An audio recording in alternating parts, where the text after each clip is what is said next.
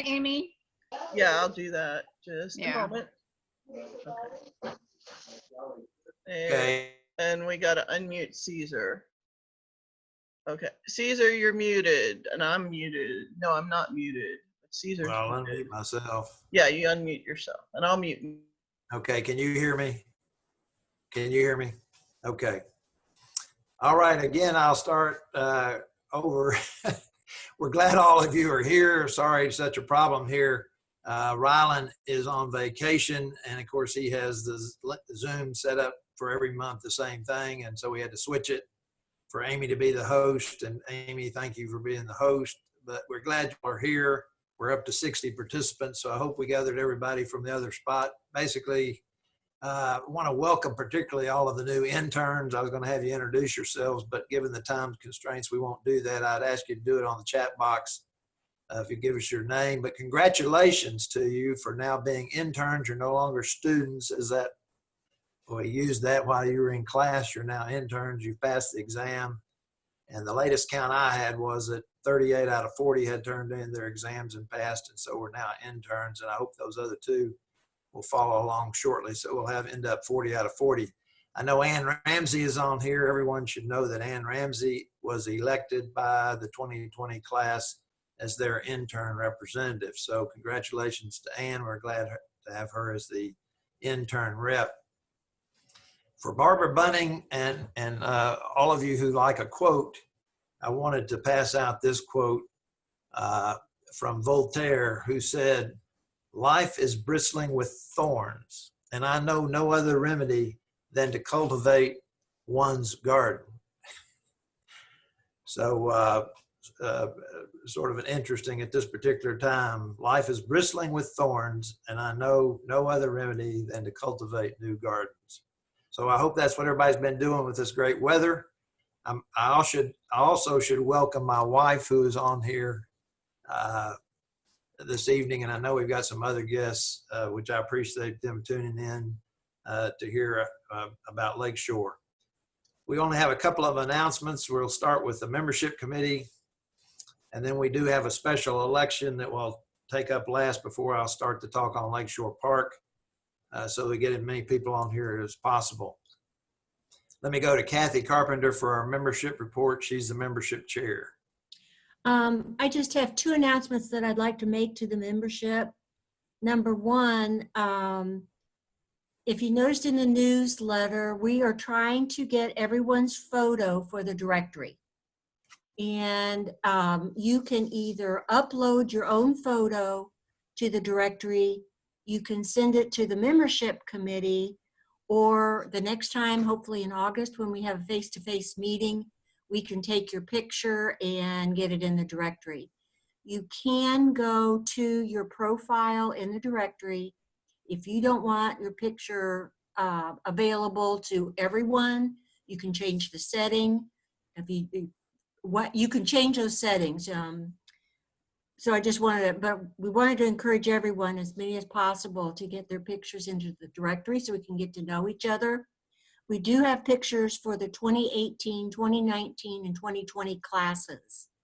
We're looking for the pictures for 2014 through 2016. We think we have those, but it never hurts to go ahead and upload a picture or get your picture taken.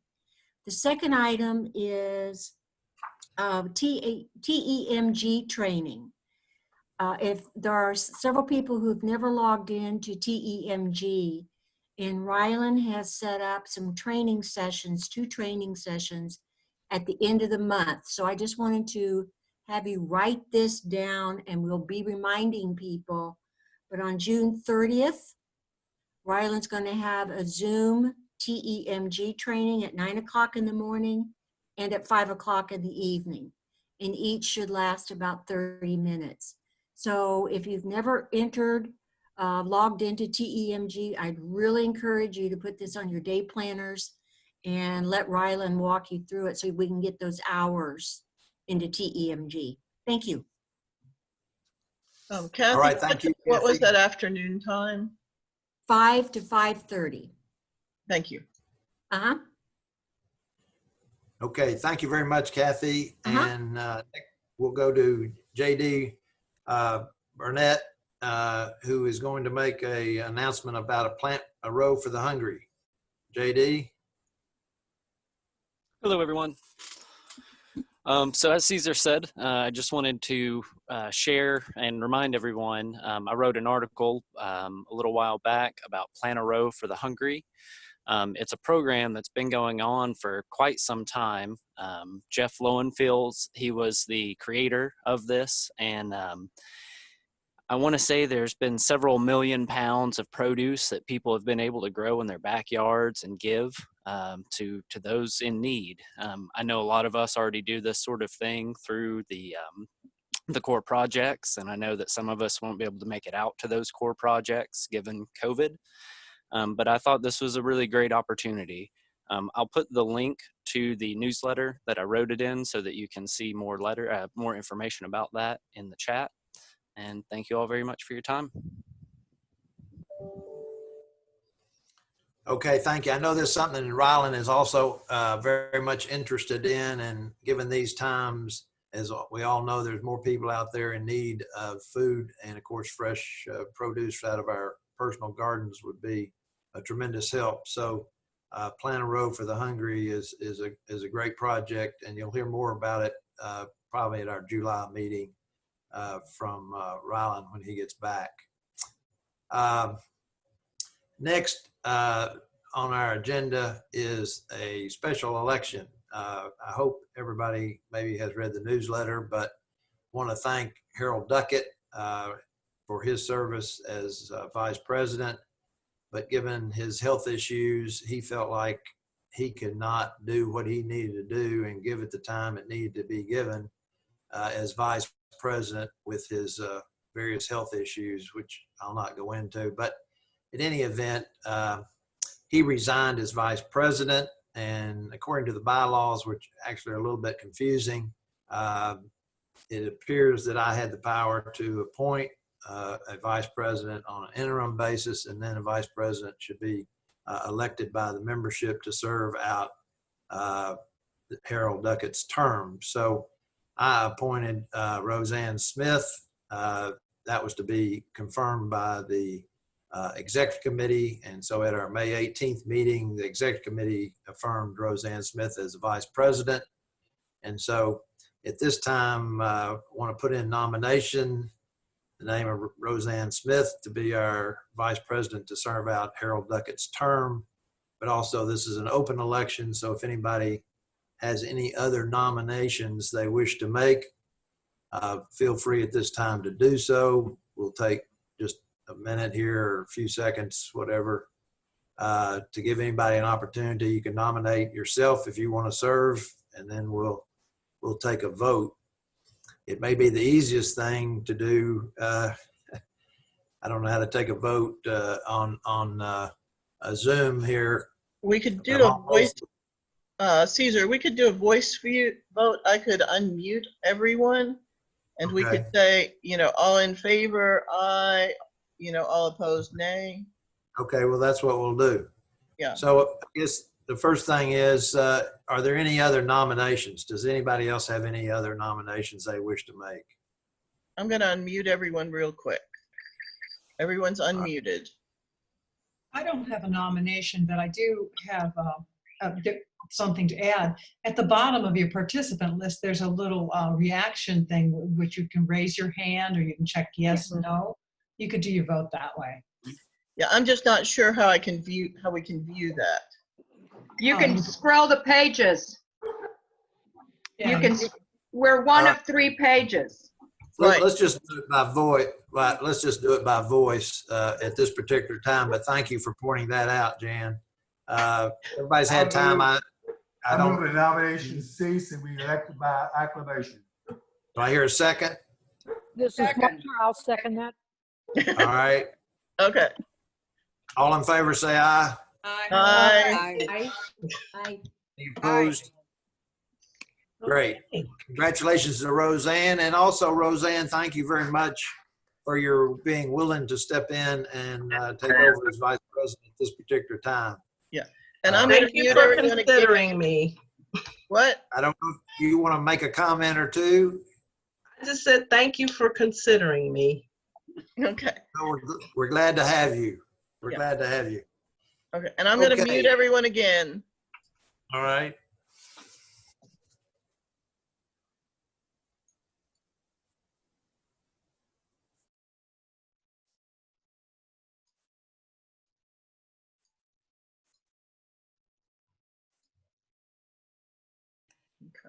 Caesar is muted. I think Yeah, you're muted. Caesar, you need to unmute. I'm now unmuted. Okay, good. Unless anybody else has anything, and given the time, I know John Butler keeps a time clock on me, so it's 6:53. I want to see if I can share my screen. We're going to move to the presentation on Lakeshore Park.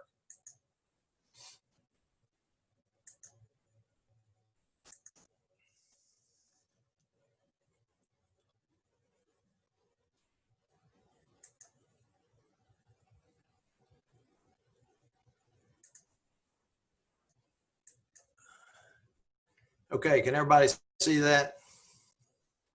I hope Yes, Amy. it looks great. Looks really good. Okay, and if you have any questions, again, given the time constraints, I'm going to just go through this maybe a little quicker than I intended. And if you have any questions, let's just put them on in the chat box and wait until we get done. And then those who need to sign out can go, and those who want to stay, we can stay on and answer your questions.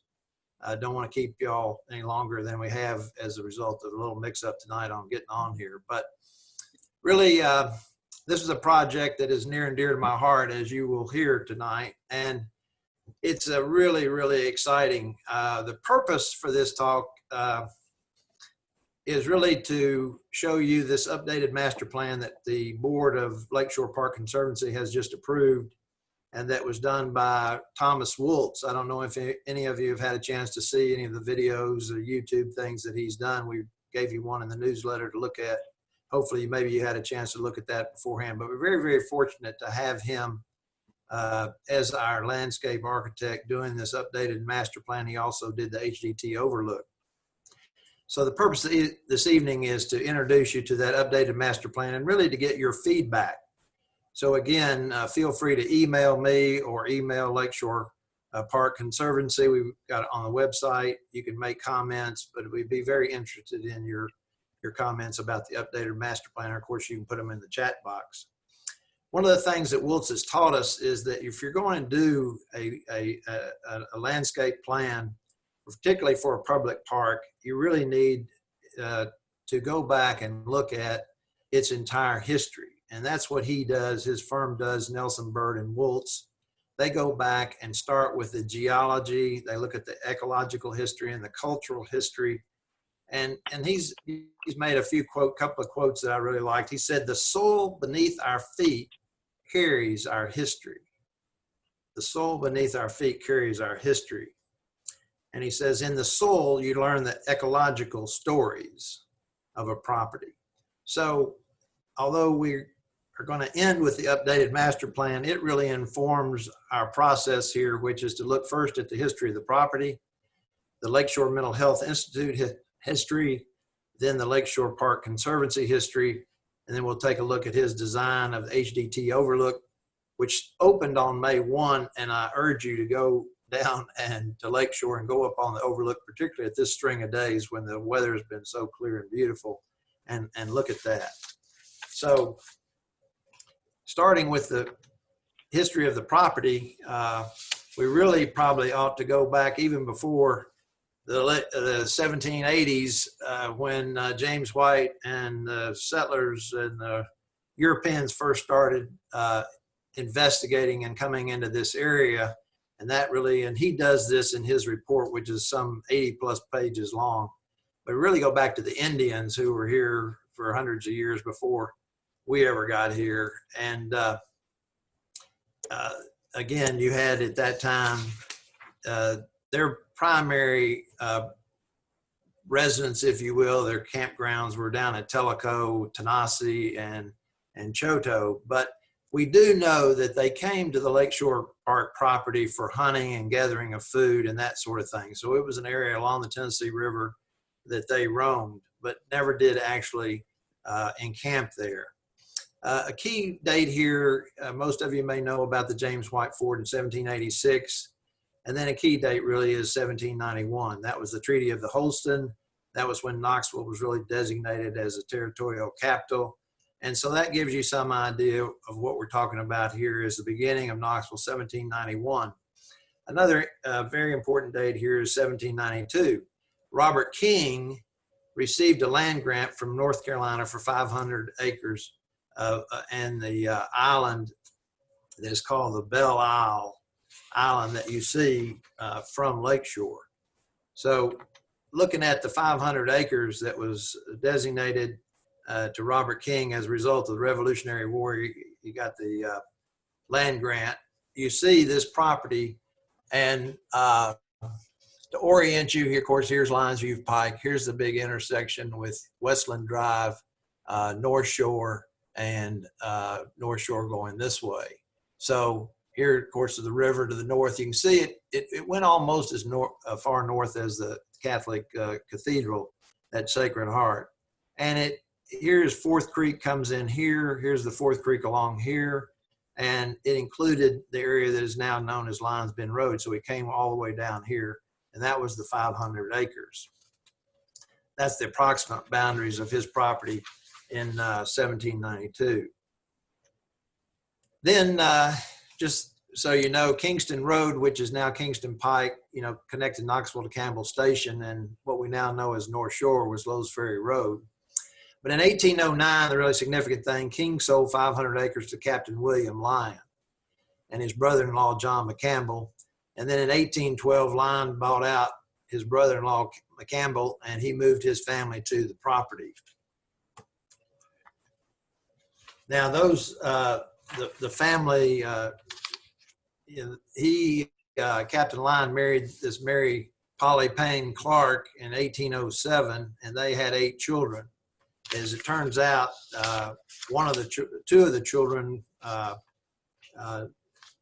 died at a fairly young age, and so sometimes you'll see where it's stated that he only had 6 children. But I won't go into the whole family history. That was pretty typical back then to have 8, 10, 12 children.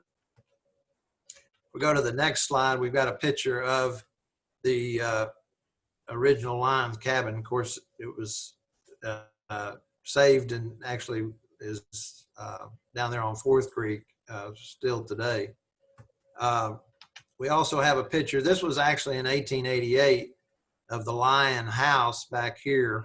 And this lady right here is Mary Lyon Craig. So she was the daughter of Captain Lyon, and that's her husband, John J. Craig. At this point, she's a grandmother, and these are all her children, which I won't go into, but wanted you to see that this cabin or house, really, and the house was called Union Mills, set near North Shore above the Fourth Creek. And in 1825, William Lyon had built this grist mill on Fourth Creek, and it was operated for 100 years. It 1825 and continued in 1925. And it's still today, you can go down to Fourth Creek there, a little past the entrance to Westland Drive, and the Stoneweir Dam, the mill pond, and the mill race are still there. So the next thing I wanted to show you is just a painting that James Cameron did. He actually had 4 paintings. This one is actually in the permanent collection of the Knoxville Museum of Art. So you can see it there that he did in 1859. But this was, quote, the Lion's View. This was the view from the hill, which is really now above the Little League baseball fields, if you're familiar with the park that we'll point out here later. And the island there is, of course, Belle Isle. So this was a famous painting. There's one in the State Museum in Nashville. The Craigs have one, and the 4th one, nobody knows exactly where it is, I don't think. But the key point here is that at this time when Captain Lyon owned this property, the people in Knoxville would literally come out from Knoxville, downtown Knoxville, come out Kingston Road, veer off to what became, of course, Lions View Pike, named after this view, to visit with Captain Lyon and to take the view. It was a very common thing to take the view. So really since the early 1800s, and so now for over 200 years, as we'll get more into the history, this park and this place, this 300 acres that became Lakeshore Park, or that original property, it was 500, it was 300 that the state bought, that we'll get to in a minute, was really a place for people to come and improve their health. Downtown at that time, had wood burning stoves and coal fired stoves, and it was dirty, it was sooty, it was not that clean of air as we're seeing today. And people would come out and, quote, take the view, to have their batteries recharged, to have that serenity and peace and calmness that you got from looking at this view and the majesty of the Smoky Mountains in the background and the Tennessee River, which of course at that time was not dammed. During the Civil War, the property was abandoned. It was occupied by the Confederates. Mary Catherine Lyon and Louise Trimble Lyon inherited the property. Their father died, Captain Lyon, in 1854, their mother in 1860. The property actually was left by Captain Lyon to the brothers, and they both died during the Civil War. So in the end, Mary Catherine Lyon and Louise Lyon ended up with the property. In 1868, Mary Catherine married John J. Craig and began to occupy, came back. They had gone up north, came back and occupied the property. And then in 1874, she and John moved into the downtown. It's hard to believe that at that time, Lions View and what we call Lakeshore Park was way out of downtown. But anyway, they moved back into downtown, and in 1874, key date, Mary Catherine Lyon and Louisa Lyon's barn sold 300 acres to the state of Tennessee for only $19,500 for a hospital for the insane, and that's really what they called it. So that's really the beginning history of the property. Then we go to the history of the Mental Health Institute, and I won't cover this in great detail, but just point out a few things that we think are extremely important. That in 1873, Dr. John Boyd was appointed to build the hospital and be the first superintendent. And again, in 1874, it was purchased, and at that time, the state legislature appropriated $75,000 for its construction. That was not enough money. They worked on it for about a year or so, and then construction ended and sets no construction at all until 1883, almost 10 years or 8 years later or so, when another $80,000 was appropriated by the legislature to resume construction of the hospital. And then in 1885, they needed some more money, and you got another $95,000 to complete construction. And then there she blows. There is the original Lakeshore Mental Health Institute, which at that time was the East Tennessee Hospital for the Insane. It opened on March 1, and the total cost was some $250,000. And at that time, it had 150 patients, 95 of whom were transferred from Nashville or the Central State Hospital. And the rest of them came from the East Tennessee area. But an interesting story, when they came, they were loaded up from Nashville and all dressed in suits and looking very squared away, and as we say, the Marine Corps, and had their suitcases, and they got on the train and got off at Campbell Station. Well, word got out in Knoxville that, these insane people were coming to occupy the hospital. So you had this big crowd of Knoxvillians came down to Campbell Station to oogle these insane people. And so the story is that the reason there was an iron fence all the way around the East Tennessee Hospital for the Insane was not to keep the patients in, but was to keep the public out.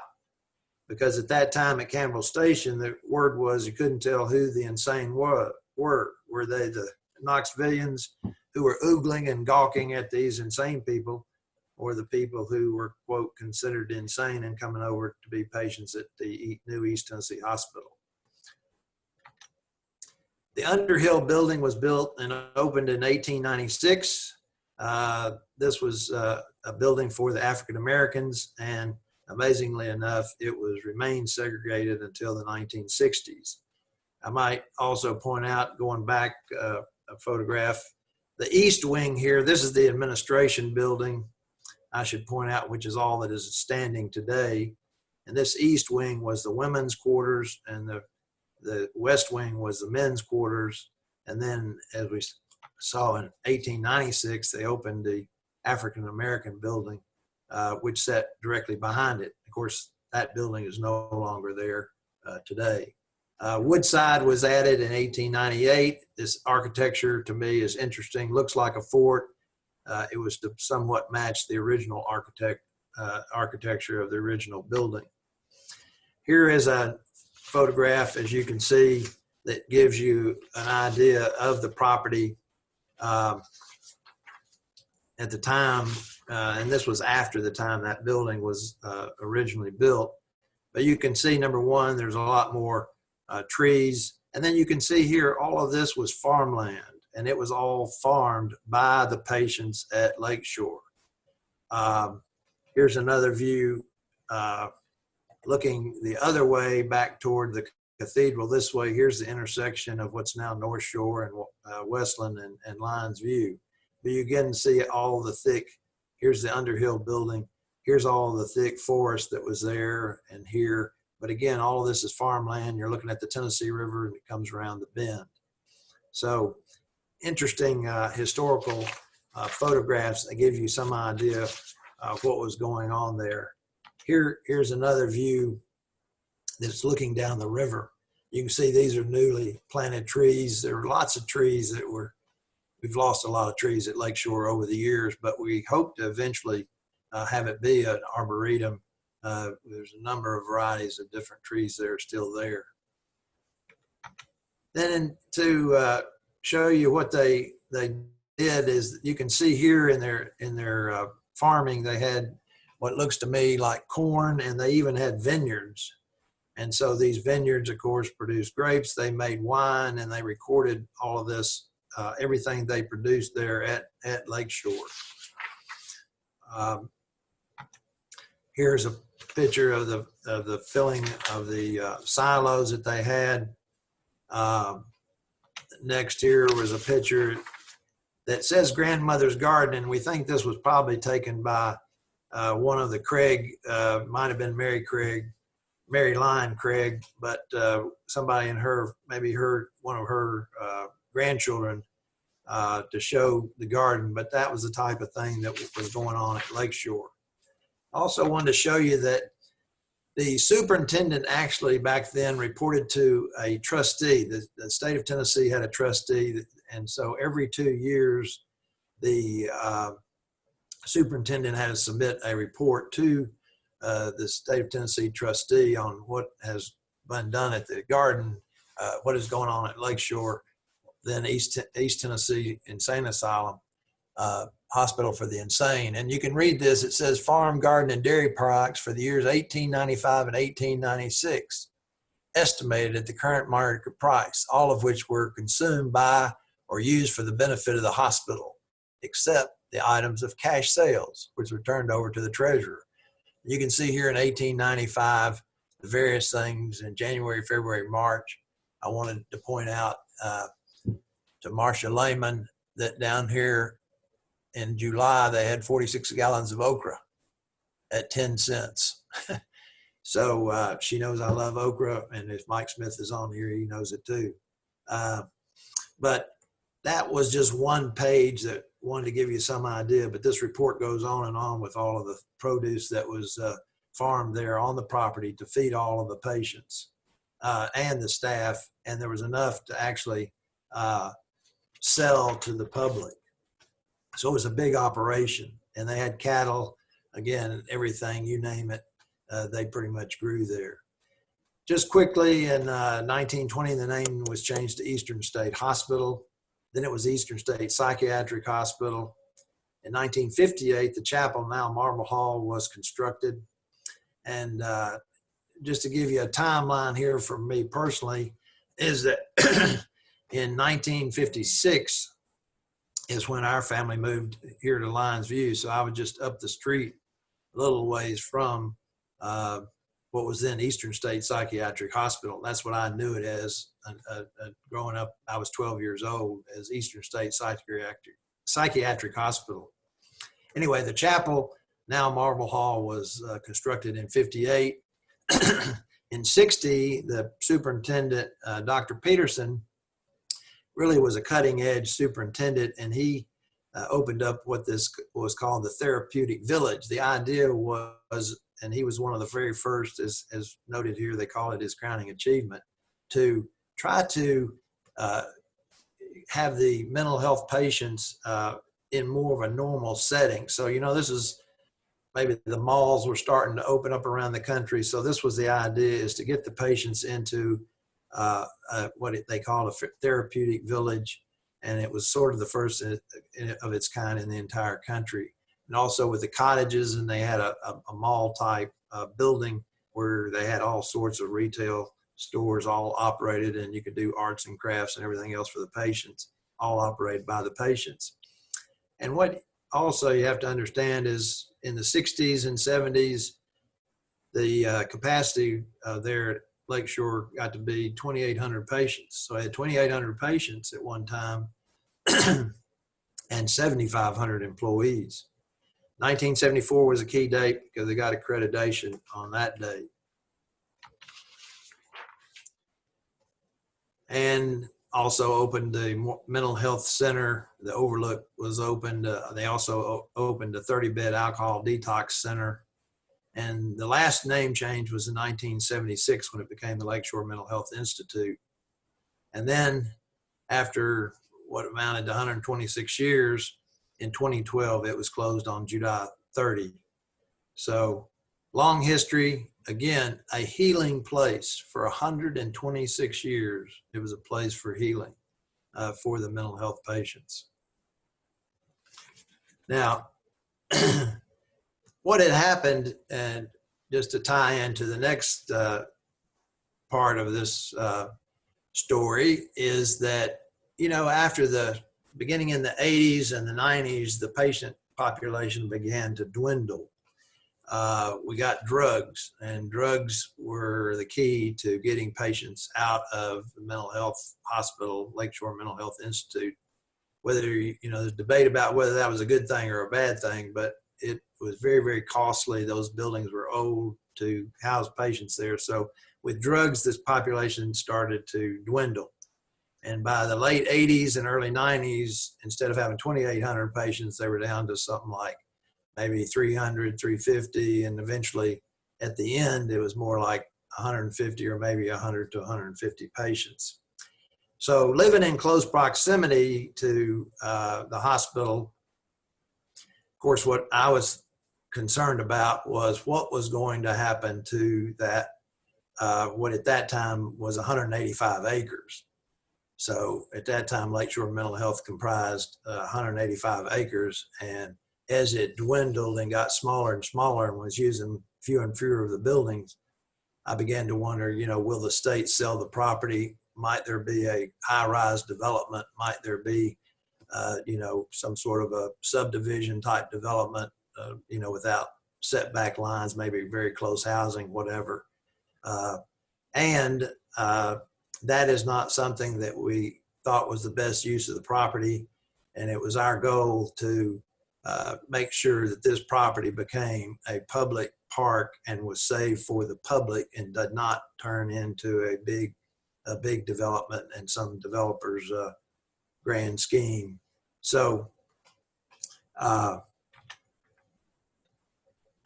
we have a slide here that shows the 9 superintendents who served during those 126 years. I won't spend a lot of time on them. I will say that Lee Thomas played a key role in Lakeshore becoming what it is today, which I'll get to here in a few minutes, but he was the longest serving superintendent at 33 years. The next we go to is the Lakeshore Park Conservancy history. And to continue the story, we have 3 sons, and they were playing baseball a Little League baseball down in Sequoia Hills, and that program was growing and growing and growing, and was outgrowing. Really, we had one field, then two fields, and needed more fields. And so my thought was, why not build some additional Little League fields at Lakeshore? And so in 1986, we formed Knox Youth Sports, Inc. to operate the youth sports programs. Again, this is a not-for-profit 501c3 corporation, which we're trying to become, Knox County Master Gardeners. And the main reason was so that we could get donations and they would be tax deductible. In 1992, I went down and talked to Lee Thomas, who was the superintendent, and said, Lee, what would you think about us, which was the Little League people, coming in and building some Little League fields and having a Little League baseball here at Lakeshore Park? And at that time, again, the idea was try to acclimate the patients more toward normal society and normal living and more interaction with the regular population. So, you know, they had initially had them, you know, fenced in, again, keep the public out, keep them in or whatever. But now the thought was to try to acclimate them. And so he was all in favor of opening up the Lakeshore Mental Health Institute to Knox Youth Sports. So that began a process of where we, over time, and I won't go through all these dates, but I'll just tell the story a little, that what we did is we got an initial 60 acres in 1993. We had to go through the state, and then the state would convey the land to the city as parcels became available, and then the city would enter into a management agreement with Lakeshore Park. And we would then, at that time it was Knox Youth Sports, KYS, it later became, we split it into two different entities. We kept Knox Youth Sports to manage the sports programs, and we opened up a new entity called Lakeshore Park, Inc., initially another 501c3, to manage and develop the park. And so that's what we started doing really in the early 90s. As you can see here, we started out with 60 acres. And we also said, we're going to build these baseball fields. Why not put a walking trail around the circumference of the park? And so that walking trail was opened and dedicated in March of 1995. It's 2.1 miles. The original old trail is still there, and we've added to it, and I'll get to in a minute. In 1996, we opened the baseball fields and dedicated that in May. The total cost was about $2.3 million. The city put in approximately $400,000, and we raised from private donors some $1.9 million. Then in 1996, that's when we started Lakeshore Park, Inc., and that was a significant time. This was an idea that Jimmy Haslam had. He was the chair of our board of Knox Youth Sports. He said, really, we need to divide the two tasks. There's too much going on for Knox Youth Sports to also develop and manage the park. So at that time, we entered into a management agreement, and pretty much that's been the form of the operation since that time. So today, the 185 acres is owned by the city. The state has conveyed all the land to the city. The city has entered into a management agreement with Lakeshore Park, Inc., and then we in turn enter into an agreement with KYS and also the soccer people to operate those two programs there at Lakeshore Park. So, and the state provided, you know, this was in 96, $1.5 million to tear down, demolish Riverbend, Cliffside, and Peterson buildings. So there's been lots of demolition that's been done over the years. The water tower in 97, the soccer fields came on in 1998. Again, we had various master plans, one in 1999. So, and Lonas Hall was demolished in 2000. Should mention that, you know, when all of this started, we were looking at long-term trying to turn it into a park, and we had three obstacles in effect. One obstacle was, of course, the Mental Health Institute, and the plan was that where Waterside was, which is that building, if any of you may remember it, where you come in off of North Shore entrance, immediately to the right, it's set down below road is a huge building. And the idea is that the Lakeshore would actually build a new hospital. The state would build a new hospital there of about 100, 150 patients.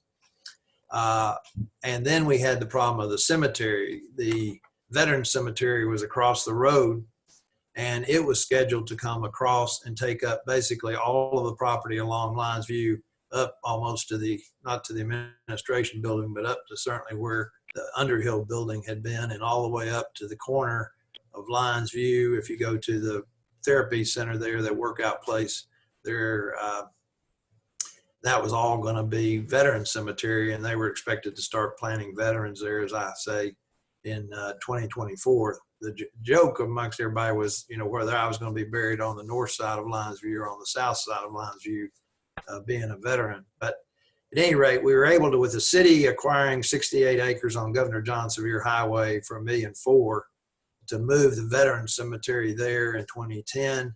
In 2011, UT, that was our third problem. They had a golf facility. That was their practice facility down at Lakeshore Park. We were able to get them out in 2011. And then I just mentioned here again the date of 2012 when the mental health facility, unbeknownst to us, without any proposal or any argument from us, that Governor Haslam decided to close Lakeshore. So it closed in 2012. After that, there were these various conveyances, more property became available. And really 2013 was a key time when the state really completed the conveyance of 185 acres to Lakeshore Park, really to the city, and in turn then to Lakeshore, except for two cottages, Greenbrier and Willow. And Greenbrier was subsequently torn down. Willow is still there, occupied by the Helen Ross McNabb Mental Health Center, and they're going to vacate it, and it will also be torn down. And in 2013, Mayor Rogero, we're talking about another master plan. She says you must do a public survey. So fortunately, U30, which is a local company that does these types of surveys for companies all over the country, including Johnson & Johnson's and others, gave us a donation, which probably worth $75,000 or $100,000, to do a survey. And they did a major survey, an extensive survey for us at that time. And lo and behold, the public, basically what that survey said, the public said, we want Lakeshore Park to remain natural. We don't need any more. We don't need more athletic fields. We don't need any more buildings. What we want is we want to, have nice bathrooms. We want to be able to go down and enjoy the natural area, and to keep it natural. So that was great news. We then, in 2015, we launched our campaign, what we call the Phase 1 Park Improvements, a capital campaign to raise $21 million. And in September of that year, we opened the Hank Rapay Accessible Playground, which cost $1,350,000. And fortunately, you can have great dreams and great visions about what you want to see a property become, but without the money to do it, the dream languishes, the vision languishes. And so cannot thank the Haslams enough for, at that time in November, a $15 million lead gift for Phase 1 for the park improvements. And that was a combination, of course, from Pilot Corporation, the Haslam family, and the Haslam Foundations. The other person I should mention here at this time is Tom McAdams, my law partner. He's now retired and now working totally full-time for Lakeshore Park as a volunteer. But not only do you have to have a vision, you've got to have the money, and then you've got to have somebody to implement it. And Tom has really been the driving force behind all of these things that you see since really the mid-1990s of getting them done. A huge, huge effort. So 2016 gets to be really important.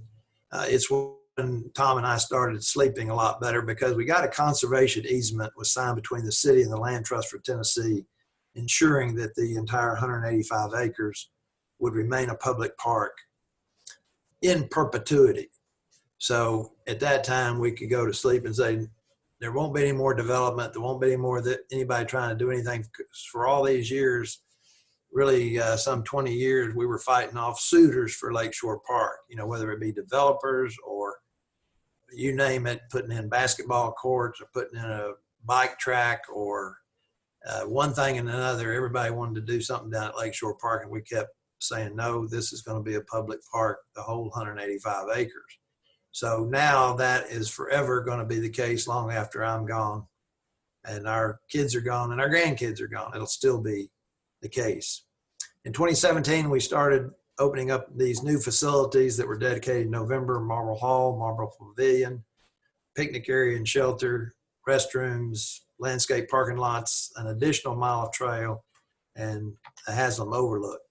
And this is a photograph of the Marble Hall, which again was built in 1858. And I just point out this rose window was actually built by the patients at Lakeshore at that time. So there's Marble Hall opened up, and then we added a marble pavilion. And to orient you, the administration building is up here on top, and this is sort of one of the main corridors, a view corridor, if you will. The overlook is now up here, HGT overlook. So this you're looking down through there. Then in 2018, we completed some additional improvements, the 300-foot boardwalk through the wetland areas, a 90-foot elevated pier overlooking the Tennessee River, a 50-foot fishing pier and picnic area down at Fourth Creek, and we added another mile of trail, so now we're up to 4 miles of trail, and the fence was removed along the Tennessee River and Fourth Creek. So at the completion of what we call phase one, the total private funds that we had raised was not 25 million, unfortunately, but it was 21 million, and we changed the name of Lakeshore Park Inc. to Lakeshore Park Conservancy. There's a lot of confusion about Lakeshore Park and who runs it, and everybody thinks the city does. No, the city doesn't run it. It's run by Lakeshore Park Inc. Well, that was confusing, so we switched it to Lakeshore Park Conservancy. We thought if Central Park has a Central Park Conservancy that raises, I don't know what it is, close to $100 million a year in New York for Central Park, we can have a Lakeshore Park Conservancy for what we think is really the Central Park of Knoxville and Knox County in this region. We were fortunate that we got a $3 million donation from what at that time was Scripps Network Interactive for the overlook. And in 2019, we commenced construction of that overlook, and we completed that this year on May 1, and it is now open. And again, I invite everybody to go and look at it and enjoy it. There's tables, benches, chairs, but it's a great place to take the view. Lakeshore Park Conservancy Board approved the updated master plan on May the 6th, and from really the early 1990s until through 2020, we've raised about $25 million total from private investment. Again, a big part of that, of course, from the Haslams. This gives you just a view of the timeline. I won't go through this entirely, but starting really with 95 all the way up to 2020. So some 25 years of development of the park by Lakeshore Park, now called Lakeshore Park Conservancy. This will orient you even more. This was a master plan, an updated, revised master plan in 2016. This is after the input from U30, and again, trying to improve the amenities at the park and the experience of enjoying the views and nature at the park. It has been and it will always be a healing place. So that's where we found ourselves really in 2016. And at that time, we started looking at this view corridor, I call it. Here's the administration building. Of course, to orient you, here's again, that big intersection of Lions View here, Westland Drive, North Shore, coming down this way. Here's the North Shore entrance. Here's the Lions View entrance. So we started looking at this corridor, we call it the view corridor, down through here to the river and the mountains, and thought we wanted to do something special up here, but we thought we'd get an architect to do that, a landscape architect. And then we thought, well, we probably ought to hire the same landscape architect to really do this whole corridor, because you wanted it to be a unified whole and be consistent, so that from the overlook here down to this event field that we have now, down here's Marble Hall, here's Marble Pavilion, that all of this fits together and it's in harmony one with the other as you go down through here. And that's when we, fortunately, without, again, short time here, so without going into the story, which is pretty funny, we ended up landing on Thomas Woltz's doorstep, and he is the principal now, the only owner, only principal of Nelson Bird and Woltz, and I really believe he's the best, if not one of the top landscape architects, and his firm is in the country today. And his approach to the land, as I mentioned, he emphasizes the research aspect before they ever start of the ecological and cultural history. So in the summer of 17, we met Thomas Woltz. He got very excited about helping us, and we asked him first, could you design an overlook? Secondly, we decided once we got into that, that really what all we did over 25 years was based on what property we had as it came available. So the first property that we had, the 60 acres, was in this area here, as far away from sort of the administration building and if I could get this thing to settle, where a lot of the buildings were and the patients were up in this area. But we had this area down here, so that's why we built the only place we could, the baseball fields, the Little League baseball fields, and a couple of baseball fields down here and the soccer fields. But we thought, really we ought to say to Thomas, what if you were starting today and you had 185 acres? Because now we had 185 acres and it's in a conservation easement. How would you design this park, given that we need to have what we have there now, but would this be where you put everything? So we asked him to, in effect, update our master plan.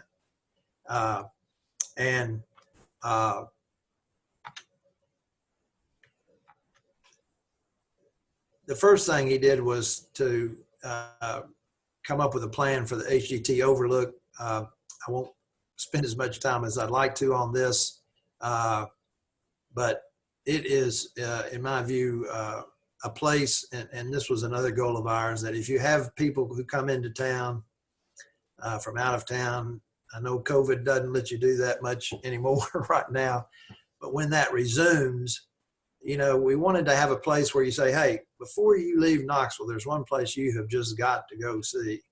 It is so beautiful, and that's this overlook.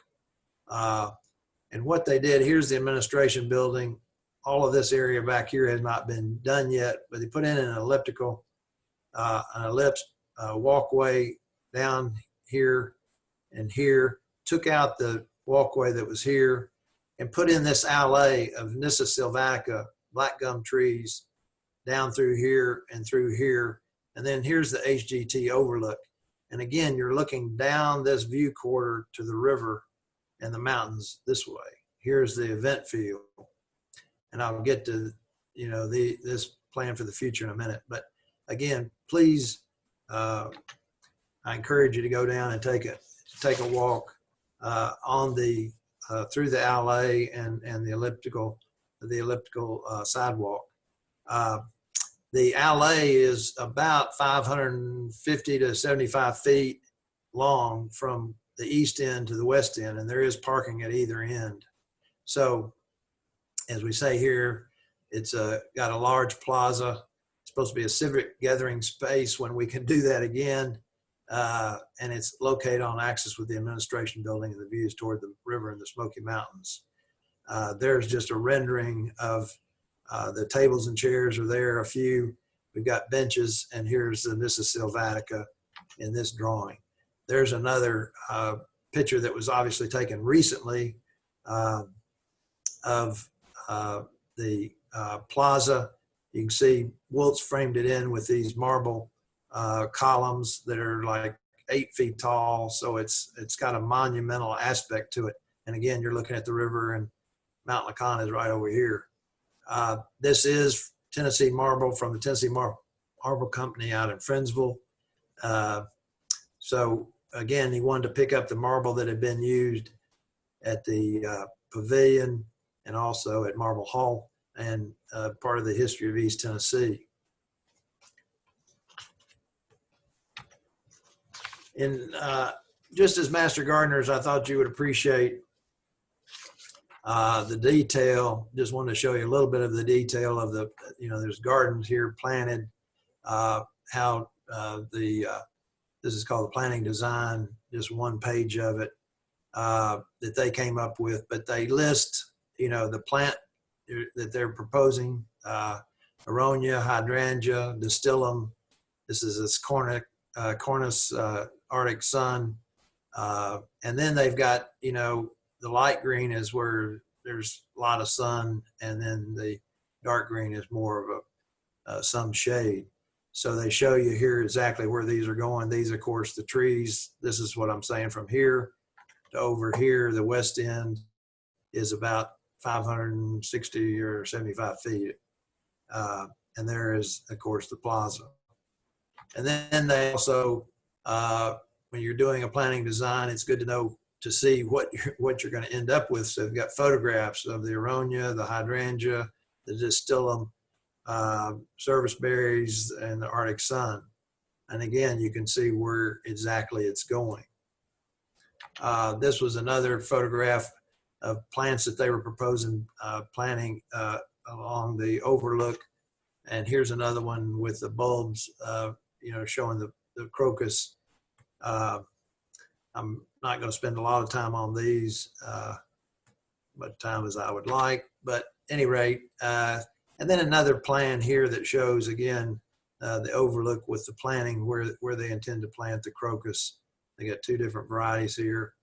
And then another, and this is just a snapshot of the details with which they do their planning design and their overall work.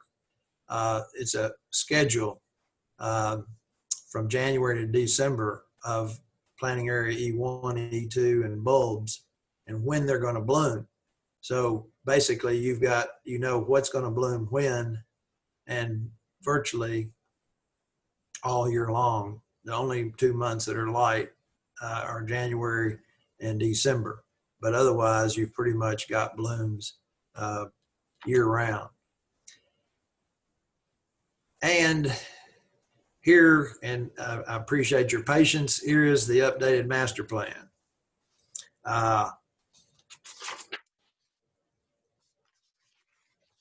me orient you. I hope everybody can see where they are. Here is the administration. I get over here, the administration building. Here is the overlook. Here is the view corridor. Now the baseball field's here, the soccer field's here, and this becomes an event space, and I'll cover this a little bit more, but this is, of course, the river. Here's Lions View, and to give you some idea, this is coming in off of North Shore, and now I've got a roundabout here. But I want to show you this in more detail. What Wiltz did is, he basically, they took this park, the 185 acres, and divided it into 3 zones. And they're all related to our health. And because that's been the ecological and really the cultural history of this property really for over 200 years since Captain Lyon and people came out to take the view. So what they said is you really should have all of the physical health activities down here in this athletic zone. And here again is North Shore. So the athletic physical health zone is here. The civic zone, again, is this view corridor for the cultural health. And then the natural zone, the ecological health, is all of this area up here, which is here where the old ball field's here. There were some ball fields here that are now no longer here. Of course, I haven't wanted to point it out, but I assume everybody's figured out that's the sewage treatment plant. So, and then of course is the intersection with Westland and North Shore and Lions View.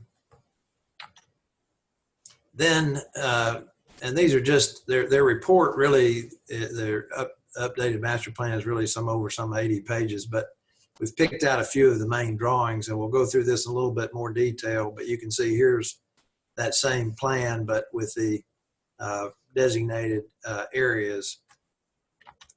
I wanted to look. This is, like I said, a little bit more detailed, easier to see. The athletic zone, where you've got the new 4 Little League baseball fields just as above what we have now. This is a challenger field. You've got not new, but the same soccer fields, but this road here is expanded. They've created a little amphitheater here for, awards ceremonies, recognize the championship teams, give out trophies, awards, that sort of thing. This reduces this parking lot down here. This is the Heck Pavilion. And we put in a new field house with another playground here for kids. The field house will be here. So it will be accessible both from baseball and also from soccer. And again, has a view here. This is Fourth Creek. And again, now they've got an alley here that divides the baseball fields, with the center of those baseball fields being right there. So that's the physical health zone, the athletic zone. And then this gets to be the civic zone, the natural health. Here again is the overlook. Here's the administration building. You come down with these walkways, switchbacks, if you will. And what they've got in mind here is an agricultural display garden or horticultural garden, where you have, it's not a high maintenance garden where you have, maybe you plant a field of poppies or you have a field of sunflowers, and it might change maybe 3 times a year max in this area here as you come down from the overlook, and you'll be able to come off the overlook and go this way. Of course, you can go up also. Then you come down to this event field, which is already here. They've added some trees here and here. Then next, here's the main road. And then here they've created this oval and a very formal gardens around the oval. Here's the marble hall, the marble pavilion. They've added these trees here to emphasize that area as being this oval and a very, again, it's going to be a peaceful, serene type of area. Gets a lot of sun. A highly specialized type garden with lots of flowers and that sort of thing. It'll be a high maintenance area. And we're always thinking about the maintenance costs. And then down here we get what they've called the green and a sculptural mound. And this sculptural mound gets to be almost 40 feet high. I think it's 38 feet high. So that's pretty high, and you'll be able to walk up on it and then again take the view out the river and the mountains. But what this also does, it runs along the trail down here that's there now. Here's the Heck Pavilion. It blocks out the sewage treatment plant, particularly if you're right in this area. And this is a huge, enormous field, larger than the 2 baseball fields that are there now. So, and it's not going to be designated for any particular athletic sport, but it can be used for lacrosse or volleyball, or you name it, throwing a frisbee or just having a picnic. So we think this is going to be a very exciting area. And also, of course, you'll look all the way back up to the administration building and the overlook. This will be a meadow, which we'll get to in the next one, which is the ecological zone. And again, they've got a warm season grass meadow. Down here is our wetlands and the boardwalk that we have now. This is what we call a Sector 5 parking lot. And these baseball fields up here, this becomes an event field with a band shell here. So music and that sort of thing goes this way. This is the existing parking lot that's there. That's the TVA pavilion. And then these 2 lower fields become farm gardens and orchard. And again, what Wiltz is picking up is the farming that was done virtually for almost 126 years at Lakeshore to feed the patients the staff and really the population. So not a lot has been put into exactly what these farm gardens will be. I think less community type gardens that you adopt a spot, not that so much as teaching gardens, which is music to the ears of all master gardeners. So we've got that, and then also an orchard. We've got in mind an orchard to pick up again what was there before. Then up on this area, of course, these trails are here. This becomes again a meadow, a wildflower meadow with paths and a pergola up here to take the view, which is pretty amazing, back this way as the river bends around there, and also to take the view out this way. And this was really the original view. When you came to take the view, that painting done by James Cameron is from this area right here. This used to be a complete hillside. We cut into it to build the 4 Little League fields. But this area right here was where people came and took the view. Now, maybe more people take the view right here at the overlook until we get the pergola and that area built. And then what we've got in mind is this will become, this back hillside here is really going to have trails. It's a wooded area. So we want to have a very wooded, walk down to this lower area. This is a woodland play area for children.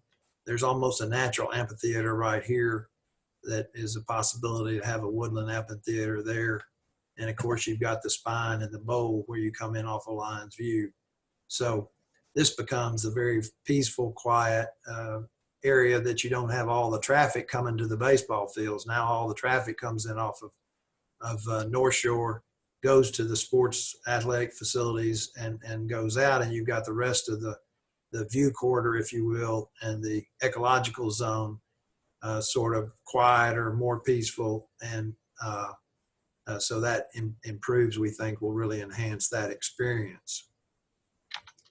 And that gets us back to the master view, if you will, of the updated master plan, which again, we're very excited about it. And I want to, I know, John, I'm getting close to my time, but I wanted to mention that I mentioned J.D. Burnett we only have 2 employees of Lakeshore Park Conservancy. J.D. Burnett is our ground maintenance coordinator, and also Julianne Foy is our executive director. I mentioned Tom McAdams. I wanted to mention also all of this work has been done by Denark Construction Company, and Partners Development has been our representative, if you will, for Lakeshore Park, and Kevin Mathley with Park Development. But it's been a team effort to get all this done. And, what we're asking for is public comments. And as is pointed out here, this pandemic emphasizes the critical role that parks play in the health and well-being of the public. I didn't mention that when U30 did their survey, we found out that, and this was in 2013, over 1 million people a year were using Lakeshore Park. And they're not all from Knox County or even the city. They looked at license tags, and we had people from all surrounding counties, and of course people from out of town. And I could go on if I had time to tell you stories about people who have literally been healed, and attribute to Lakeshore Park their healing as they've gone through various health issues of either themselves or family members. So it has been swamped here since March 16, when everything else shut down. People went to Lakeshore Park, and of course with the weather we've had, it's been swamped with people again, but they're maintaining their distance. They're spread out all over the park. They're in blankets under trees and out walking and taking the view. So our next thing, we invite your comments. We're going to eventually once we get the public input, then we want to take this and get it approved, the updated plan by City Council. And then we will launch into what we're calling phase 2, the construction, as we receive donations. And as you can see down here in the left-hand corner, there's our Lakeshore Park, Knoxville.org. You can go there and leave comments. You can also go on the website and make a donation, which is always appreciated. We are responsible for the operation of the park. So we're trying to keep it clean, even though the restrooms have been locked. We try to keep the restrooms clean and the trash picked up and obviously the place mowed. So let me stop there and take any questions. And if anybody needs to leave, I totally understand. I appreciate your patience. And again, it is something that we've been working on for, seems like, no, 25 years, seemed like 30 or 35. Anyway, my wife can attest to that. But anyway, but it really, I think, is a jewel in the crown of Knoxville and Knox County for all of us to appreciate, enjoy, and will be so for, as we said, in perpetuity. Well, Caesar, Betty Tipton asked, are there going to be volunteer opportunities for us? I'm assuming she means master gardeners. And I haven't talked to Ryland about that, but hopefully in the future, the answer is yes. And certainly, you can't, it's my other, when you're reporting your hours, the new interns will soon learn there's also a category called other. And so under other, I have put in some amount of time on Lakeshore Park. So even now, there are days when JD has volunteers come down and work in a particular area, weed beds or what have you. So we're using the volunteers even now. Feel free to contact JD, or again, let that be known on the website, or let me know. But officially, it's not currently an extension approved project, but hopefully once we get a little further down the road, particularly when we get some gardens, the vegetable gardens and the vineyards and so forth, I hope that it definitely will be an extension approved project. Okay, and Roseanne tried that link for the master plan and it said it was password protected. Okay, So, I'll have to check on that. If you yeah. will, check back and I'll check with Julianne and see if that can be opened. It should be opened up. Okay, and then several people are thanking you for an awesome presentation, and what is it? Someone said I'd call it Knoxville's Central Park. Yeah. Well, that's what we like to think of it as. And Knoxville, I don't know whether we're now in East Knoxville. I think the city of Knoxville is sort of the center has moved down to Cedar Bluff. But, yeah. It's hard to believe that at one time, when they built the Eastern State Hospital for the Insane, they thought this was way, way, way out in the country and away from everyone. I had a question. Do you know if the area flooded historically? I'm sorry, say again? Did that area flood before the dams were put in? I don't know. I assume it must have, and there is, this area down along here is still considered flood zone. Mm-hmm. So, I would assume it would have, but I don't know that for a fact. Yeah. And Marcia Lehman said she hadn't realized that it was a conservation easement. And that's a great move. Yes, no, that was just huge. I mean, as I've said, for us, that was the icing on the cake. We could quit worrying about somebody else trying to do something else they thought would be a better idea for a part of or all of Lakeshore Park, because now it is restricted and it is for the public forever. It will be kept natural. Walter said if you go to the webpage and just search master plan, you can see it from there. Okay, great. Yeah. That must have been your link to it. Oh, okay. Yeah. What is it? Someone else said it's an impressive project. JD said they'll be starting regular volunteer days on Wednesday. And what is it?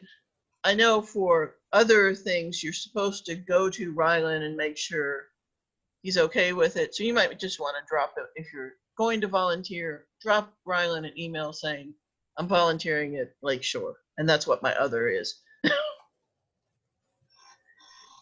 You know, because he's for that project. Right. You know, not to put words into his mouth, but Right. what is it? Kathy said, incredibly impressive project. Thank you for your insight and perseverance. Members must meet criteria hours as well. Yeah, your base hours, your 40 hours for interns and your 25 do have to be in what's called approved projects and not in other.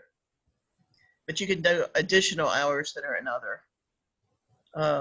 Let's see. Lily says, I've been to the park once. So good to know the history. She'll definitely visit with her family this summer. Let's see, I know I've missed some of the comments. Someone said, Aaron says, core project 2020. And then JD said, volunteer opportunities will be open to public, not specifically KCMG at this point. Right. Yeah. So they would be in the other category. Yeah. Let's see. Anything else? Because we have a couple minutes before the synchronous fireflies if we want to try to go catch them. And I will get this on the website and we'll figure, what is it? We'll figure out where to put it. Okay. Yeah. All right. Sounds great. But Amy, I appreciate you. I appreciate your help, and I appreciate your getting us straightened out there at the start. Getting everybody on the same Zoom. Yeah, I'm going to stop the recording right now, but we're going to continue. Okay. The meeting's still going.